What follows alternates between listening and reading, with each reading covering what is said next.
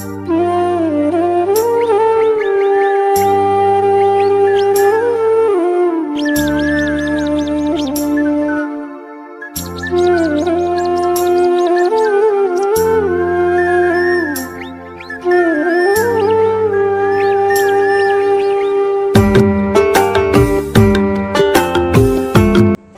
दोस्तों, नमस्कार, Radhe Radhe, good evening. आप सभी कैसे हैं? आई होप आप सभी अच्छे होंगे, स्वस्थ होंगे, मस्त होंगे और अपने अपने कामों में व्यस्त होंगे। तो फ्रेंड्स, आप सभी का आज के न्यू ब्लॉग में बहुत बहुत स्वागत है। तो आज दिन है बुधवार और तारीख है 7। तो यहाँ पे मैं अपने जो है कि ड्यूटी से घर आ गई थी और उसके बाद से मैं आप सभी से मिल रही हूँ, यानी कि यहाँ का मैं व्यू दिखा रही हूँ। तो यहाँ पे दोस्तों मैं देख रही थी कि ये पेड़ में ना 2-3 फूल लगे हुए थे, तो सोचा कि आप सभी के साथ शेयर कर लेती हूँ। और काफ़ी अच्छा सुहावना मौसम लग रहा था, क्योंकि 2 दिन से तो बारिश हो नहीं रही है और जो है कि गर्मी थोड़ी हल्की हल्की सी गर्मी जैसा फील हो रहा है। और अच्छा मतलब शाम का मौसम जो था बड़ा ही प्यारा लग रहा था। तो ये ना बहुत सारे पेड़ लगे हुए हैं, इनमें येलो येलो फूल लगेंगे तो काफ़ी अच्छा, जैसे गेंदे के फूल रहते हैं ना दोस्तों, बस वैसे ही इसमें लगते हैं। और यहाँ पे मैं देख रही थी कि अभी मुझे टाइम भी था और टाइम ना अभी हो रहा था 3:30 बजे का। तो यहाँ पे मेरी बेटी गई हुई थी गाय को चारा देखने के लिए कि है कि नहीं है। तो उधर से आने के बाद में फिर मैं अपने घर की ड्यूटी से लग गई थी। तो चारा तो मेरी जो गाय थी ना उसने खा लिया था। मतलब आप लोगों को तो पता ही होगा कि गाय जो रहती है ना वो जल्दी जल्दी मतलब जितना भी रख दो ना तो वो गप से खा जाती हैं।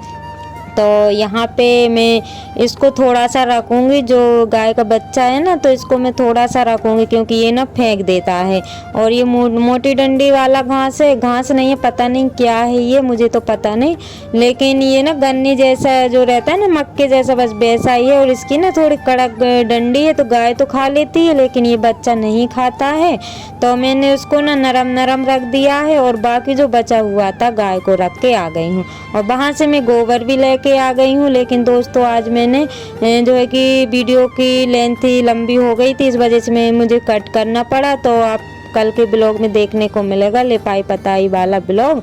और यहाँ पे गोबर में लेके आ गई हूँ। और फिर मेरे हस्बैंड का फ़ोन आ गया था कि कोई सर हैं कोई मतलब, तो उनको ना ये आम का पेड़ चाहिए था। तो उनने बोला कि गेट पे बाहर रख देना, तो वो आके ले जाएंगे। तो बस वही मैं रखने के लिए जा रही हूँ।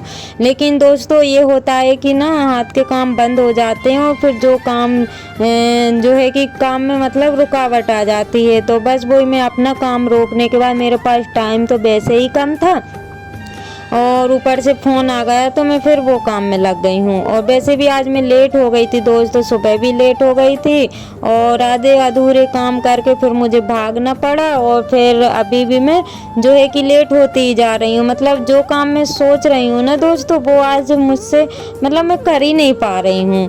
पता नहीं कभी कभी ना दिन ऐसे ही निकल जाता है, कुछ भी समझ में नहीं आता है। जैसे कि करो कुछ मतलब मन कुछ और बोलता है लेकिन होता नहीं है।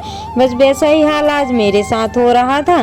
तो दोस्तों गोबर मैंने घोल लिया था और उसके बाद में मैं यहाँ पे बर्तन रखे हुए थे, तो बस फटाफट से उनको मैं यहाँ पे जमा देती हूँ, क्योंकि सुबह जल्दी जल्दी से मैं जो है कि साफ़ करके चली गई थी। लेकिन जैसा काम छोड़ के जाती हूँ ना दोस्तों, बस घर पे आके मुझे वैसा ही मिलता है। लेकिन ये है कि मतलब ये समझिए कि अगर एक गिलास जहाँ मैं रख के जाऊँगी ना, बस वहीं पे मुझे रखा हुआ ही मिलता है। तो बस मुझे वहाँ से काम करने के बाद में फिर मैं घर के कामों से लग जाती हूँ। और आप सभी को तो पता है कि 3 बच्चों के साथ घर के काम जो है कि काफ़ी सारे हो जाते हैं। तो आज मैं सुबह ना झाड़ू भी अच्छे से नहीं लगा पाई थी। तो यहाँ पे मैं बर्तन तो मेरे जम गए हैं और उसके बाद में मैं आ गई हूँ यहाँ की सफाई करने के लिए। जो कूलर की हवा में कपड़े वगैरह पड़े हुए थे, बस उनको मैं उठा के रख दूंगी। और बच्चों ने यूनिफॉर्म वगैरह भी ऐसे ही रख दी थी, तो बस सभी को मैं जो है कि अच्छे से जमा के रख दूंगी और फिर यहाँ की झाड़ू लगाऊंगी। लेकिन जो है कि अभी तो मैं रख दूंगी दोस्तों, लेकिन रात में कूलर चला देते हैं तो फिर से वो वैसा ही हो जाएगा। और यहाँ पे मेरी बेटी कर रही है पेंटिंग, बस वो अपने मतलब उसका जो होमवर्क था वो कर रही है और मैं अपने कामों से लगी हुई हूँ। और बाकी जो 2 बेटियाँ हैं वो सो रही हैं, क्योंकि सुबह जल्दी उठ जाती है ना, तो वो फिर शाम को जो है कि 3 या 2:30 या 3 बजे सो जाती हैं। तो मैंने अभी उनको नहीं उठाया है, लेकिन चाय वगैरह बनेगी उसके बाद में मैं उनको उठा लूँगी और तब तक जो है कि उनकी नींद भी पूरी हो जाएगी। नहीं तो फिर वो थोड़ा बहुत परेशान करने लगती हैं। तो यहाँ पे मैं आ गई हूँ अंदर, तो आप लोग देख ही सकते हैं कि एक तगाड़ी 1 टब के बर्तन मैंने जमा दिए थे और बाकी ये दूसरा टब भरा हुआ रखा हुआ है दोस्तों। तो सुबह ना दूध भी नहीं गर्म हो पाया था, तो बस अभी मैं चाय बनने के लिए रख रही थी। तो यहाँ पे साथ साथ में दूध भी गर्म हो जाएगा और चाय भी बन जाएगी। तो सुबह हुआ ये था दोस्तों कि भागम भाग नल मतलब भागम भाग वाले काम हो जाते हैं ना, नल चल गए थे सुबह, तो बस पानी भी नहीं आया और मेरे काम भी रुक गए थे। तो बस पानी तो आया नहीं दोस्तों, और फिर मैं ऐसे ही छोड़ छाड़ के और फिर मैं चली गई थी, क्योंकि दूसरे का जो काम रहता है ना, भले ही अपने काम रह जाए लेकिन दूसरे का काम नहीं छोड़ सकते हैं। इस वजह से मुझे अपना काम रोक के मतलब मैं काम के लिए फिर निकल पड़ी थी। नहीं तो अगर मैं अपने काम करने में टाइम लगाती ना दोस्तों, तो फिर वहाँ का काम लेट हो जाता, और जितनी लेट मैं जाती उतनी लेट फिर मैं वहाँ से आती। इस वजह से मैं जो है कि अपना घर का काम छोड़ के और फिर चली गई थी, क्योंकि घर का काम तो ऐसा था कि मैं आके भी कर लेती, लेकिन करना तो मुझे ही है, या तो फिर जाने से पहले कर दो या फिर आने से पहले कर दो। तो साथ साथ में मैं बर्तन भी सेट करती जा रही थी और चाय और दूध भी जो है कि चाय भी बन गई थी और दूध भी गर्म हो रहा था। तो दोस्तों जो मेरे चैनल पर न्यू है, प्लीज़ चैनल को सब्सक्राइब कर लीजिएगा। जो मेरे न्यू सब्सक्राइबर्स हैं, व्यूअर्स हैं, जो लोग मुझे प्यारे प्यारे से कमेंट करते हैं, आप सभी का दिल से धन्यवाद। ऐसे ही आप अपना प्यार और सपोर्ट बनाए रखिएगा, ताकि न्यू ब्लॉग में आप सभी लोगों के लिए ला सकूं।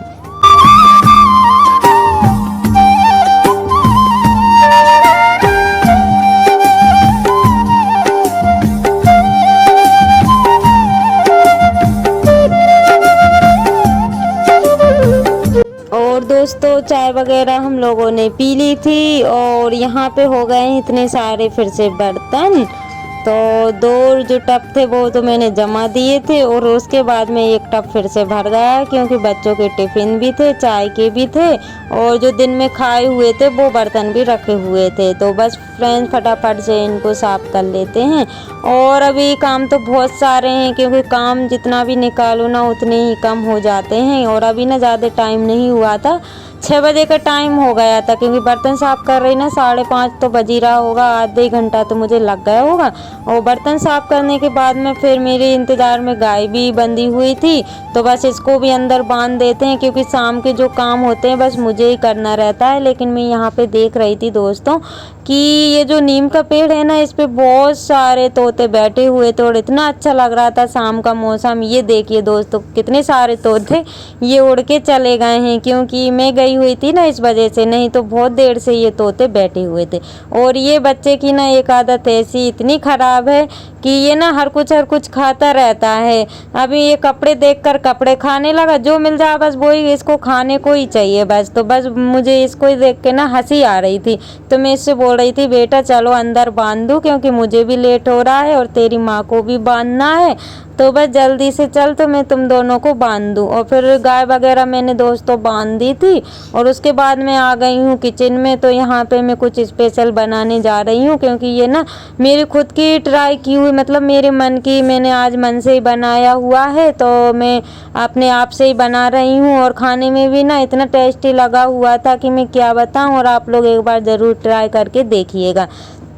तो यहाँ पे मैंने पोहा ले लिया है और पोहे को धो लिया है 2-3 पानी से। पोहा गल गया था और उसमें मैंने जो है कि हल्दी, नमक, मिर्ची, जीरा और ये प्याज, अभी मैं प्याज मिला रही हूँ और हरी मिर्ची मिला दी है। और ये देखिए नमक, हल्दी, मिर्ची, धनिया, जीरा, बस इन सभी को मिला दूँगी। और आपके पास हरी पत्ती वाली धनिया हो तो वो भी मिला सकते हैं, अगर आलू हो तो आलू भी मिला सकते हैं, लेकिन मेरे पास आलू नहीं था तो मैंने नहीं मिलाया। और इन सभी चीज़ों को मिलाने के बाद में फिर मैंने मिला दिया है बेसन, क्योंकि खाली अगर पोहे का बनाते ना दोस्तों तो पोहा नहीं चिपकता, तो उसके लिए जो है कि मैंने थोड़ा सा बेसन ले लिया है और फिर उसको अच्छे से जो है कि मिक्स कर लेंगे। तो आप लोग और मैंने जो एक मतलब छोटी सी कटोरी थी पूरा ही बेसन ले लिया था, तो आप लोग देख ही सकते हैं डो कितने अच्छे से बन के तैयार हुआ है।